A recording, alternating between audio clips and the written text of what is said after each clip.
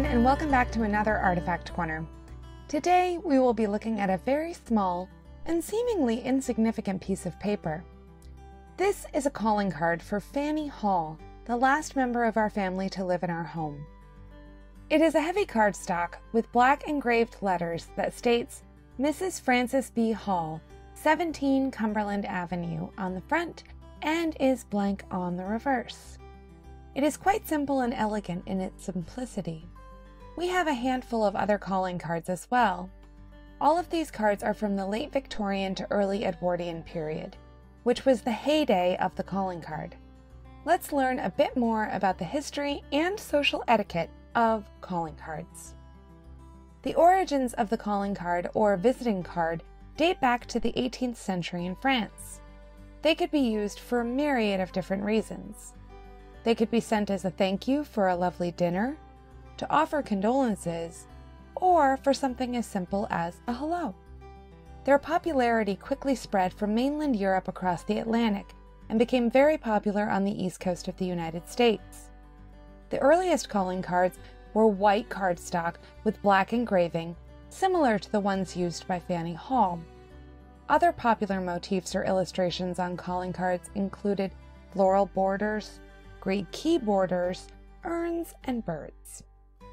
As printing technology advanced in the Victorian era, calling cards became more elaborate and vibrant.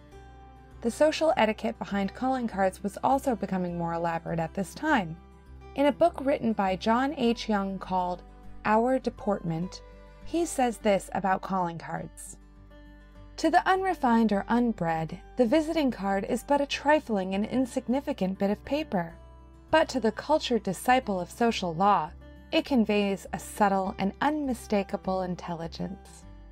Its texture, style of engraving, and even the hour of leaving it combine to place the stranger, whose name it bears, in a pleasant or disagreeable attitude even before his manners, conversation, and face have been able to explain his social position. Similar to a business card today, the appearance of your calling card was indicative of your social standing. Most calling cards in the Victorian period simply had your name and your address with some type of colorful decoration. Your calling card could be your first impression on a prospective employer or even a potential romantic partner.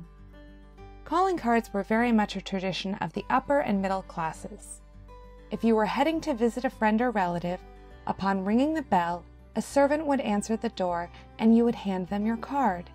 If your friend or relative was home, they would be given the card and you would be brought in to see them. If they were not home, the card would be given to them upon their return. Calling cards also became a means for young men to court women. If a gentleman was unknown to a woman, he would send along his card.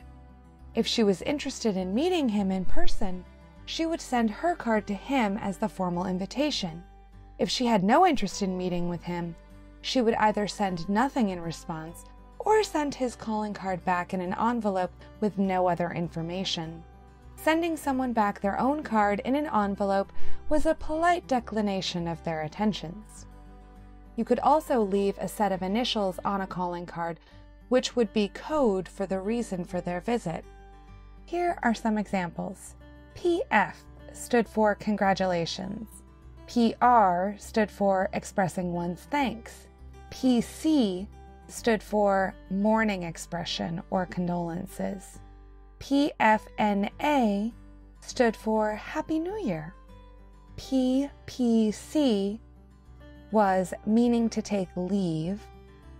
And PP was something you would leave if you wanted to be introduced to anybody, and therefore you're sending your calling card. Our calling cards were not for courting. Most of these are late Victorian, and by that point, Fannie and Frank Hall had been married for decades. These calling cards were from family and friends that came to call on the couple for a visit. They are all in quite good condition, and a lovely example of a forgotten social etiquette.